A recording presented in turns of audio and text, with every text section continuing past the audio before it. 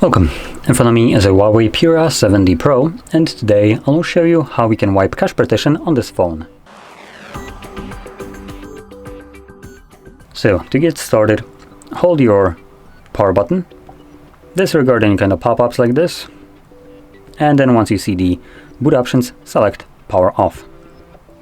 The device will turn off, and once it does so, you can hold your power button and volume up at the same time. After a moment, you will see HUAWEI logo on the screen, at which point you want to let go of the power button but keep holding volume up.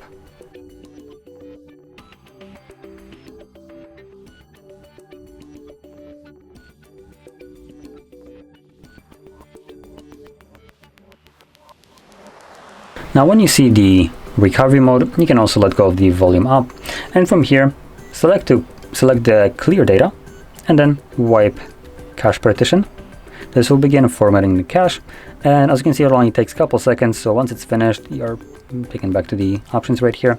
So you're gonna select back, restart. This will reboot the device and bring you back to Harmony OS.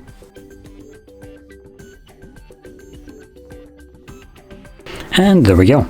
So if you found this very helpful, don't forget to hit like, subscribe, and thanks for watching.